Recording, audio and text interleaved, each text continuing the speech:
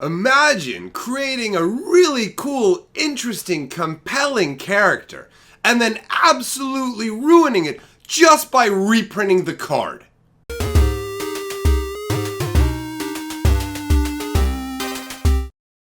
Greetings, owners of fine luxury cardboard rectangles. Today, we are here to talk about how reprints can actually ruin a Magic card. I wasn't aware this was possible. This wasn't the video I was planning on doing, truthfully. What I had originally wanted to talk about was the way that Magic art is shifting. And we will talk about that to a degree in this video because that is a part of what's going on. But I uncovered something much deeper that I didn't notice before. And we're gonna be using Ihsans Shade as a case study to show how reprints can actually obliterate Magic history. Because that's essentially what's happened here. Now, to do this effectively, we're going to have to start at the very beginning. You need to understand what Ihsans Shade is. So let's start with the card itself to give you a frame of context here. So, 3 black, 3 colorless for a 5/5 legendary creature. Now, when you look at the old Homelands version, it just says legendary, but the newer version is also considered a Shade Knight. Now, that part isn't really important for what we're going to go over here, but I figured I would just cover that. So, it's got protection from white. Now, the flavor text here is from a Serra Inquisitor. And the flavor text says, Ihsans the weak, Ihsans the fallen, Ihsans the betrayer. He has brought shame to the Serra Paladins where none existed before. May his suffering equal his betrayal. Okay, so Ihsans the Betrayer, he has betrayed the Serrans. He's got protection from white. The Serrans are clearly white creatures. We've got a very black, steeped, flavorful kind of character going on. All right, so let us travel to the plane of Ulgrotha. This is where Homelands, this is the set that Ihsans Shade is from. Homelands is set in Ulgrotha. Now, something horrific has happened here. In the past, this plane had a massive titanic struggle between 2 separate groups of wizards. And I love old Magic history and the way it titanically changes the landscape of worlds. Far more interesting than this new Gatewatch thing that they do. But regardless, I'm not going to get aside onto that. So, these ancient wizard groups are battling, and this plane is rich in mana, lot of creatures, lot of life. A big lush plane with a ton of mana, which is part of the reason they're fighting over, right? So it's like a younger versus older sort of idealized battle going on here. And it's reached the point where things are going very bad for the inhabitants of Ulgrotha. They've been invaded, and the war is going on to the point where all the mana is just being tapped constantly by all these. They need so much extra power for this war that they're opening rifts. There's a rift opened into another world, another plane that mana's pouring through, okay? So it's getting really dire for the inhabitants, the inhabitant wizards of this plane. Now, there's this young wizard named Ravi. Now, she got back to Ulgrotha too late to be engaged in the battle proper. So basically, she's on the outside, right? She's not like located in their stronghold or anything like that. She's on the outside and she sees how bad things are going. Now, her master had given her a magical necklace that was to be used in times of emergency, and it would cleanse the plane. So she went up to the top of, I think it was like the Basalt Spire or something like that, and she rang this. Now, what it was is it was actually the Apocalypse Chime. And this is cool because I didn't know the Apocalypse Chime had been rung before. So she started to ring the Apocalypse Chime. As the resonance starts to go out into the world, she goes and basically her master had told her what to do. Like, use this in time of emergency. Then you go down and there's this capsule that's like, kind of like Thanos' coffin that he put Urza's wife in. And anyhow, she ends up inside of this thing, right? But the issue is she doesn't know how to get out of it, first of all. Like, she's only supposed, this capsule, it was explained to her that she would stay in this thing for like a week. Now, the means of opening it was never explained to her. And the problem is the Apocalypse Chime is resonating out, right? And the effects, she doesn't know what it's going to do. It wasn't explained to her what it's going to do. And it's entirely possible that when her master gave it to her, he didn't know exactly what it did because the effects of it are so monstrous and so disastrous that it's very difficult to believe that anybody would willingly ring this even during this Titanic wizard battle. Because what happened is it starts to leach all of the mana out of this chime is tuned specifically to Olgrotha. So it starts to obliterate all the mana in the entire plane of existence, guys. And what this means is, first of all, any creatures that need mana to sustain themselves, they're just dead. They just die. On top of that, living creatures slowly have their life force leached out of them when they're in contact with the ground anywhere, basically almost anywhere on the plane. The only place that's safe actually happens to be near that giant rift that was open where the mana is pouring into the plane, and that's sustaining life because it's being drawn away by the apocalypse chime, but there's enough there that it's not causing the life force to get drawn out. So that's where you have everyone living in the plains and mountains around that little rift area. Everywhere else is absolute deadlands. Now, that's the plane that we're on at this point. In this Titanic war, Baron Senger, for you guys who remember Homelands, you have your old school beefy Baron Senger. He's bigger than your normal Senger vampires. He lets you regenerate your vampires. Very cool, very flavorful character. So, he was owned basically. He was linked by one of the planeswalkers that were battling in this Titanic wizards kind of struggle that was ravaging the plane. Well, he got abandoned. And this is what I love about like the old school magic and the way it's like you're pulling natives, creatures from different planes of existence. But if the battle goes poorly and the planeswalker has to flee, they lose the links. So the Baron Senger got abandoned on Olgrotha, and he decided to make it his home. Now, it's crazy because the Baron Senger actually, he ends up going and finding that that capsule with Ravi trapped in it. Now, Ravi has been in there. Like, now she's an old woman, okay? So she's been in there for decades and decades. She was a predominantly green and somewhat black mage. When the apocalypse chime went off, all of her links to all of the mana sources on the plane ceased to exist. And she wasn't in the radius of the rift where the mana's pouring in. Her capsule is in the dead zone. Obviously, it doesn't affect people like Sentry. He's undead, right? So he's not being drained.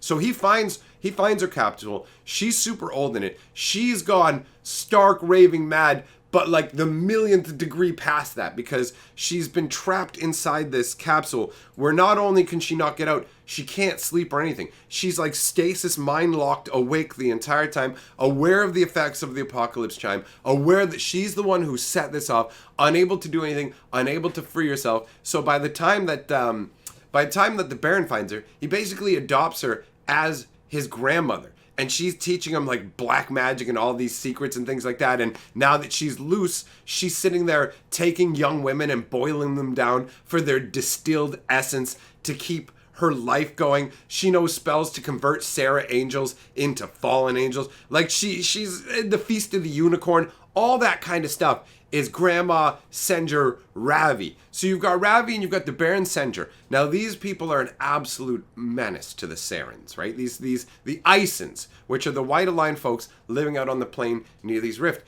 And the Baron had just been waging a campaign of terror on these people. He's basically just trying to keep them constantly in fear and just keep things crazy for them, make life brutal. But unbeknownst to him, that's causing them all to basically bind together against a common foe. So they have groups like the Death Speakers and the Sarah Paladins that are there to fight against the Baron, right? Now, Ihsan, this is where Ihsan comes in.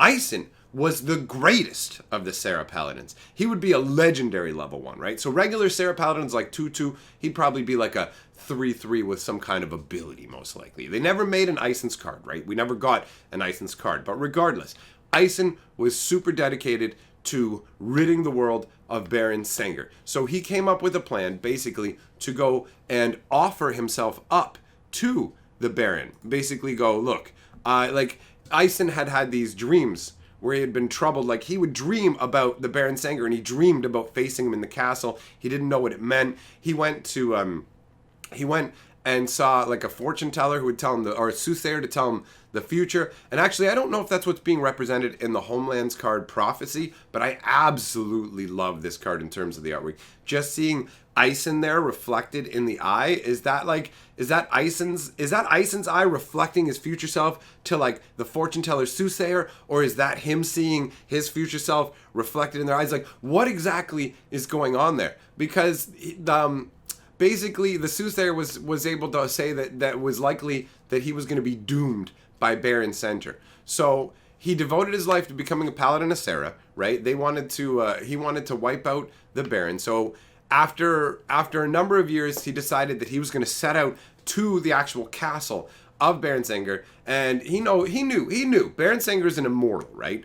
And Ihsan's only a man. He may be beefier, stronger, and have the blessings of Serra or whatever kind of white magic, but he knows it's just a man versus, to him, what's got to be a god, right? What you got to understand as well about this plane is it's been ravaged. There's no history. They don't know that this was once a lush plain. All the signs of all the wizards and all that battles, they're pretty much all gone. So they have no clue. The closest thing that they have to a powerful godlike being would be Baron Sanger. So basically, Ihsan decided that he would go and he would beg the Baron to turn him into a vampire, pledge his service to him.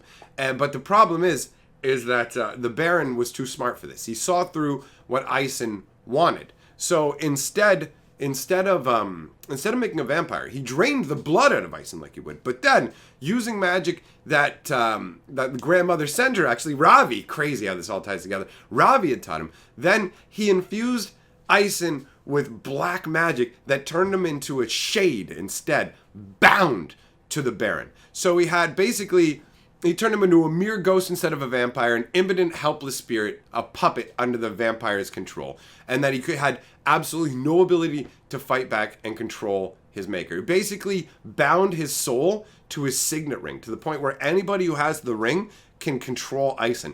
And Ihsan isn't, he's not like a mindless slave. Just like Ravi was aware of what's going on, Ihsan is fully aware. He is aware that he is a slave and a puppet, and he completely failed in his goal. And it says, Ihsan wept and begged for 100 days, but the Baron paid no heed. Since then, he's been forced to do many hideous things, but the worst thing he had done was something he never intended to.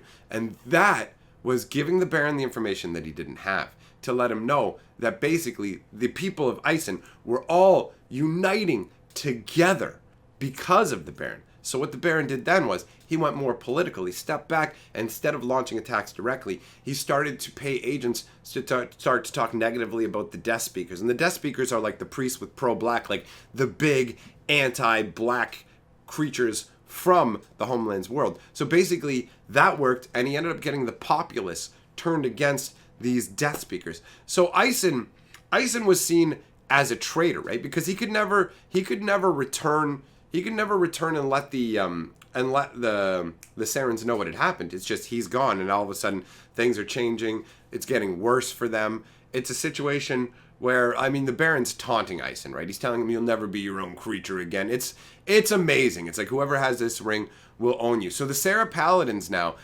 they're so set against Ihsan that they have vowed to destroy him. They never can, though, because he's got protection from white. So this is amazing. He's sent against his own people, and there's nothing that they can do about it. And when you look at him in the artwork, he's so big and imposing, right? He's just this crazy sort of, like, look, it's just, I love the fact that, like, it feels like he's been made bigger by the magic, and just the absolute darkness of him with the red eyes. It's fantastic art. It's so good. So it turns out that the Baron Senger's plan was to basically turn all the different races against each other, starve out the goblins, so that the goblins would go through the forest fighting against the Autumn Willow the Autumn Willow was like a tree that had become aware and become like a physical manifestation protector of the forest. So the plan was to starve the goblins, drive them through the forest, have their numbers kind of decimated, but at the same time, let the Ihsans get decimated. The Baron had been kidnapping people and setting up like little separate towns where it's like, if you try and escape from this town, I'll kill 10 townsfolk kind of setup. So he had been doing all these little things to slowly but surely gain domination over the plane of existence. And far in the future, the planeswalker Leshrac visited the plane, and he saw great armies of vampires reluctantly led by a giant in armor, and that's obviously Ihsan. So, like, even thousands of years later, Iceland is still bound to the Baron. Like, after everything he believes in has been ground to dust, everybody that he loves and cared for, long gone. Everything now belongs to the Baron that he tried to destroy, and he's the one who helped make it happen by giving him that information. But he didn't betray his people. He didn't go there to betray his people. He's not the betrayer, but his flavor text, that's how he's known to his people. It's absolutely incredible, the entire flavor text behind the card. And you can see the regret in, like, flavor text. Some of the flavor text is fantastic. Like, "And have a inn. The inn was ever a steady source of good cheer and kindness. Greatly do I miss it now that I am gone." It's so, like, the regret of the dead. Like, you look at the artwork of the Anhava Inn, and yes, granted, it's just an inn, but it's got that, like there's so many people in there. It's got that warm glow at the door, that, like, it's like warm glow on a cold night. The contrast is there. It's very inviting. The flavor text is fantastic. I mean, even on the Baron Center itself, "Beast, Defiler, the source of all my pain." I absolutely adore it. It's so well done. The Sarah Paladin is another card where it has flavor text from him where it says, "Would that I could be a paladin again, but the dead hold no place among their ranks." He's full of mournful regret. Such an amazing character. I absolutely love it. And here's where it all falls off the rails and where I get really frustrated, guys. They reprinted it in Masters 25, and they gave him what's arguably really nice artwork. Like, if you just take the artwork and go, okay, that's cool artwork, whatever. But for Ice and Shade, to me, I mean, first of all, it looks like a ring wraith. It just looks a ring wraith up on the hill. It doesn't look like a 5/5 to me. The art description, actually, if you go to the art description for the article, the description says, "This is the condemned spirit of a once noble legendary human knight who followed the goddess Sarah. Now he's on an eternal quest for redemption." No, he's not. He's not on an eternal quest for redemption. He's a slave of the ring who's now on a plane where his master has already taken over. There's no hope for him. He's not on a quest for redemption. He displays his dishonor by painting his full plate armor black. This was never part of the story. This was never a thing. Why would a shade have a shade? It even says he's a shade. He's a ghost, a spirit. Why would a shade have physical metal armor that it could paint? And why would it paint it? That doesn't make any sense, and it's frustrating. And then the description says, "Start with the Saren and Angel armor in the Dominaria Word Guide, but make it for a male and paint it black. He wears a full helm. A cloak made from inky black mist is pinned to his shoulders by the circular quartered discs of Sarah, which are also painted black. The hood of his cloak is drawn up over his helm. In this shot, we see the cursed knight at the edge of a cliff with the moon in the sky." Now, if you put the artwork side by side, yes, look at the new artwork. It is clearly done by a very competent artist, but there's this generic sort of homogenized thing that's happening with Magic artwork, and we can see it here, and I don't like it. The original Ison has just more characterful artwork, in my opinion, but the flavor text on the Masters 25 is where it's incredibly frustrating, and it all just falls apart. No mortal could atone for Ison's betrayal. Redemption required him to become something else. This makes it sound like he became the Shade after he betrayed the people, and he became the Shade in an attempt to redeem himself, instead of the story where he went to try and stop the Baron Center with a noble sacrifice plan that failed miserably and got turned against him, which is so much more amazing. And instead they turn it into this, no mortal could atone for his betrayal. He didn't betray them. He didn't betray them. Redemption required him to become something else. What are you talking about? It doesn't even make sense. And it's so frustrating because all the information is out there. And this is a card created by the company. They're ignoring their own canon and quickly just throwing this out there. And it's like they threw it out there as a bone to people like me who like the old cards, but they killed everything I like about the old card. I hate these new Ice and Shades for what they represent. The change it's just lazy. I mean, this is how the art direction and the flavor direction is going to go now. You're going to sit there and write blurbs about, like, Holler and Aminatou that are straight up social justice warrior, political pushing agenda things, and at the same time, you're going to brutalize the history of Magic by being lazy? It hurts, guys. It genuinely hurts. This is a really cool character with a really cool story, and the new card doesn't transmit that at all. It's something completely different. This isn't even Ice and Shade. All right, I'm done, my friends. Thanks for coming by. I will see you later. Sup, Perp fam? It's your boy, Seth Massacre, aka Sloth Massacre. Together, we are the sixth color of magic.